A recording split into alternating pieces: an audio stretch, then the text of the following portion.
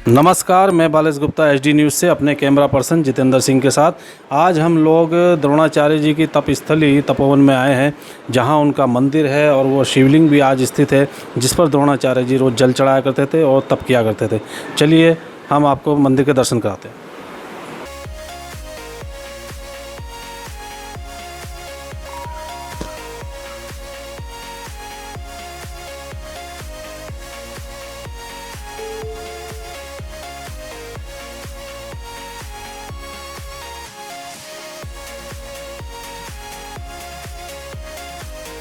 बालेश Gupta HD news से अपने camera person Jitendra Singh के साथ आज हम लोग नाला पानी से ऊपर चढ़ाई चढ़कर द्रोण मंदिर है, जो द्रोणाचार्य जी किसी ज़माने में यहीं पर आए थे, यहीं उन्होंने तपस्या की थी। इसी बारे में हम विस्तृत जानकारी प्राप्त करेंगे, जिनको कम सुनाया जाता है, फिर भी इनसे जानने के। माता जी बहुत बहुत प्रणाम आपको HD न्यूज़ की तरफ से, आपका स्वागत है। माता जी आप कब से रह रही हैं यहाँ? हमको 78 साल से ज़्यादा हो गया। 78 साल से ज़्यादा हो गया। अच्छा, उस टाइम कैसा था यहाँ पे? जंगल था या मकान वगैरह बने थे? 78 साल पहले जंगल था या मकान थे कुछ यहाँ पर? मकान थे, क्यों नहीं थे, गांव था। ये मकान था। अच्छा, ये वाला था, मतलब उस टाइम जंगल था, लेकिन माता जी का कहना है ये मकान वगैरह, जो मकान के जो झोंपड़ी ये वगैरह 12 साल हो गए बनी हुई ये वाला। ये 12 साल हो गए। जी जी। तो माता जी तब से आप यहीं रह रही हैं? हाँ, तो यहाँ क्या बचपन से नहीं रहे। तो द्रोणाचार्य जी ने यहाँ तपस्या की थी? हाँ, तपस्या करी, मानसरोवर गए, जी। कैलाश। अच्छा, हाँ। जानती है माता जी यहाँ के बारे में? हैं? यहाँ इस सिद्धपीठ की क्या विशेषता है, क्या जानते हैं आप यहाँ के बारे में? जैसा कि आप देख सकते हैं, जो माता जी हैं इनको बोलने सुनने में थोड़ा दिक्कत है, सुनाई कम देता है। तो बाकी आगे की जानकारी यहाँ पे गोविंद भंडारी जी हमारे साथ जुड़ गए हैं, जो यहीं पड़ोस में रहते हैं। उनसे हम जानने की कोशिश करेंगे यहाँ के मंदिर की महिमा के बारे में, सिद्धपीठ की महिमा के बारे में, क्या क्या उन्होंने देखा। तो गोविंद सिंह भंडारी जुड़ते हैं हमारे साथ। गोविंद सिंह भंडारी जुड़ गए हैं, जो यहीं पड़ोस में रहते हैं, जिनका पैदाइश यहीं की है। उनसे हम जानकारी लेंगे मंदिर के बारे में। तो गोविंद सिंह भंडारी जी, आपका HD न्यूज़ में बहुत बहुत स्वागत है। Thank you. हाँ भंडारी जी, आप कब से यहाँ रहते हैं? ये हमारी पैदाइश यहीं की है जी। ठीक है, यहीं पैदा हुए हैं। हमने मंदिर ऐसे देखा है जैसे हम बचपन से खेलना कूदना शुरू किया, बगल में घर है जी। तो इसीलिए हमें इसके बारे में पता भी है काफ़ी कुछ। और पहले बाबा जी थे पिछले साल तक, तो बाबा जी की गद्दी यहीं पे थी, तो उनसे मिलना जुलना हो जाता था। तो अभी भी हम यहाँ आते हैं, जैसे आप देख ही रहे हैं, अभी भी यहाँ पे हम लोग CCTV कैमरास वगैरह लगा रहे हैं जी। ये पूरा जो मंदिर है ये अभी ग्राम समिति के अंदर आता है। अच्छा। तो इसका रख रखाव जो है, इसकी देखभाल जो है, ये सब हम मिल के कर रहे हैं। अच्छा। तो हर साल यहाँ पे शिवरात्रि का भंडारा हो गया है, या फिर क्योंकि इसकी मान्यता बहुत ज़्यादा है। जी। अभी आपको लोग कम दिख रहे होंगे क्योंकि लॉकडाउन भी चल रहा है, इस कारण भी कम लोग हैं। हाँ, मंदिर बंद है। हमने पूरा गांव ही बंद किया हुआ है जी। नाला पानी को हमने पिछले महीने ही बंद कर दिया था, तो अभी आना जाना इतना लोगों का नहीं है, 4 व्हीलर अलाउड ही नहीं है यहाँ पे जी। लेकिन यहाँ पे मान्यता ये है कि जैसे गुरु द्रोणाचार्य जो थे, जिनके नाम पे द्रोण नगरी का नाम पड़ा हुआ है जी, वो यहाँ पे ही आए थे तपस्या करने जी। और यहाँ से फिर वो टपकेश्वर गए, जैसे कि माता जी ने भी बताया कि उसके बाद उनका जो तीर्थ यात्रा थी वो यहीं से शुरू हुई थी जी। धनुर्विद्या के गुण उन्होंने पांडवों को यहीं सिखाए थे। अच्छा, ये मान्यता है। हाँ, ये मान्यता है, ये माना जाता है जी। यहीं से उन्होंने सब कुछ शुरू किया था, क्योंकि ये उस समय केदारखंड का पार्ट हुआ करता था, आज भी उत्तराखंड जिसको बोला जाता है जी। तो ये वही था, और यहीं से उनकी सारी जो तपस्या थी, जो आज के ज़माने में जैसे ट्रेनिंग बोलते हैं हम, तो गुरु द्रोणाचार्य ने वो यहीं से शुरुआत की थी, इसीलिए इसकी मान्यता काफ़ी है। आजकल नौजवानों को, जो बच्चे हैं, उनको इतना पता नहीं है, क्योंकि हमारे इतिहास में हमारा दुर्भाग्य कह लीजिए या कुछ कह लीजिए कि हम लोगों को बहुत सारी चीज़ें पढ़ाई जाती हैं, लेकिन हमें ये नहीं बताया जाता कि ये मंदिर की जो स्थापना है ये किसने की, कब की। इसका नाम गुरु द्रोणाचार्य आश्रम है। और देहरादून का जो नाम है वो शायद इसी आश्रम से पड़ा, द्रोण नगरी जो नाम है, क्योंकि देहरादून का पुराना नाम द्रोण नगरी था। और द्रोणाचार्य ने यहाँ तपस्या की, यहीं पे सब लोगों को सिखाया। जैसे एजुकेशन सिटी के नाम से लोग जानते हैं देहरादून को काफ़ी टाइम से।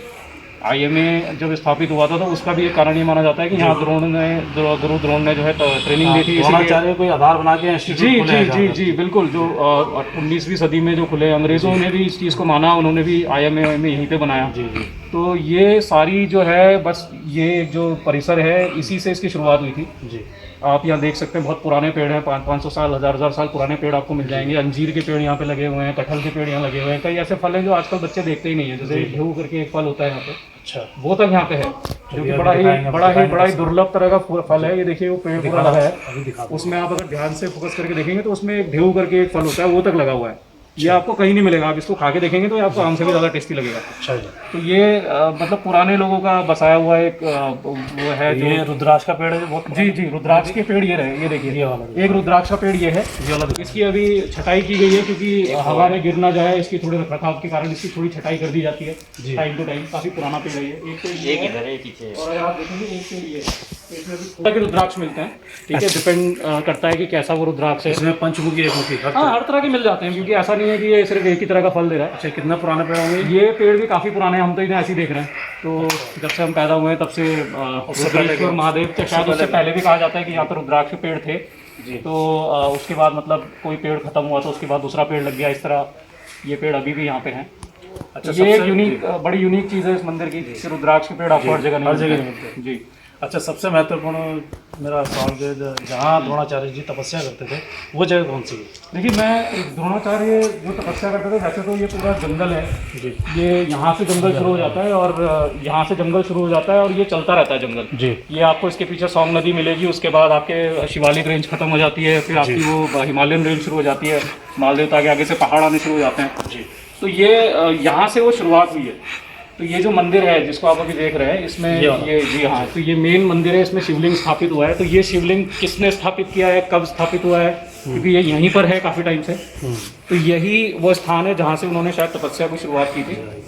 और ये शिवलिंग काफ़ी पुराना है, मतलब इसका कोई ऐसा वो इतिहास में दर्ज नहीं है कि इस दिन स्थापित हुआ था।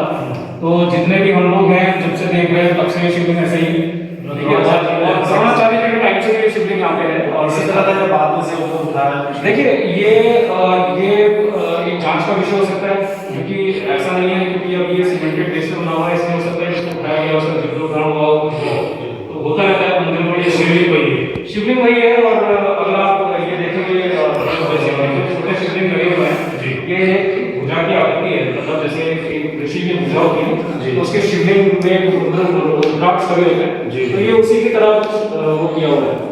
ये भी अपने आप में यूनिक है, ठीक है, इसीलिए इसका नाम रुद्रेश्वर महादेव है। और रुद्रेश्वर महादेव में बहुत ही एक तरह का ये सिद्ध मंदिर है, ठीक है। अभी आपको इतना दिखेगा नहीं यहाँ पे भीड़ भाड़ क्योंकि बना दिया हुआ है मंदिर। इस मंदिर पर यहाँ पे काफ़ी भीड़ रहती है।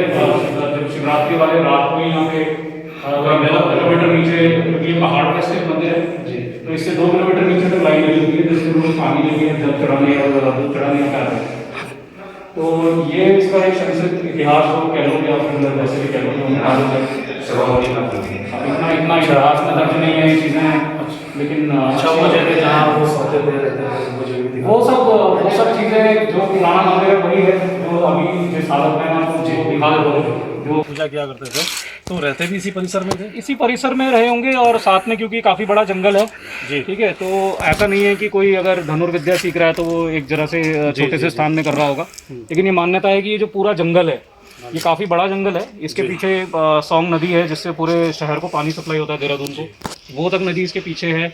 और ये पूरा एक परिसर बना हुआ है जो काफ़ी पुराना है, मतलब इसका इतिहास अगर हम देखें तो मेरे ख्याल से जिस तरह की बनावट है, जो लकड़ियाँ हैं, ये पुराना ही डिजाइन, 700-800 साल पुराना मंदिर तो ये ज़रूर होगा जी जी।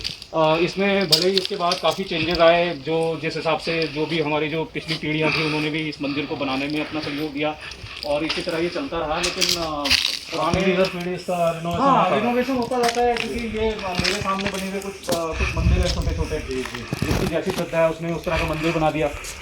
लेकिन जो मेन मंदिर है वो यही है जो आप देख रहे हैं जिसमें शिवलिंग स्थापित है जी। और चारों तरफ अभी यहाँ पे जो भी जैसा भी चल रहा है, मतलब अभी फिलहाल ऐसा ही है मंदिर, क्योंकि हमारे अंडर में है, हम लोग अपने आप ही आके यहाँ पे साफ सफाई करते रहते हैं, जो भी करते हैं, तो बस यही है फिलहाल। तो अच्छा, एक आश्रम ने नीचे भी देखा है शुरुआत में, वो भी इन्हीं का? वो नहीं, वो आश्रम जो है वो आर्य समाज मंदिर है। अच्छा, ठीक है। वो बाबा गुरमुख सिंह जो थे उन्होंने स्थापित किया था, जो आर्य समाज की स्थापना की थी, वो दयानंद सरस्वती। तो इनका जो आश्रम था वो कहाँ पर था जहाँ बच्चे रुका करते थे सीखने के लिए?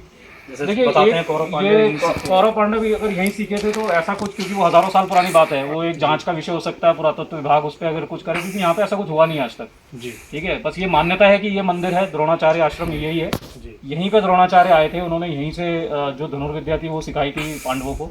और उसके बाद अब कई भौगोलिक परिस्थितियाँ चेंज हो चुकी हैं, बहुत सारी चीज़ें बदल चुकी हैं, लेकिन आज भी इतने बड़े बड़े बोल्डर्स इस जंगल में पड़े हैं जो टूटे हुए हैं किस तरह टूटे हैं वो आज भी जांच का विषय हो सकता है। कोई इसको अगर बाकी हजारों साल पुरानी बात है, हज़ारों साल पुरानी बात है जंगल इसकी, मतलब हम कोई अपनी तरफ से ये नहीं कह सकते कि हाँ ये ऐसा ही था वैसा ही था, लेकिन हाँ द्रोणाचार्य यहाँ थे।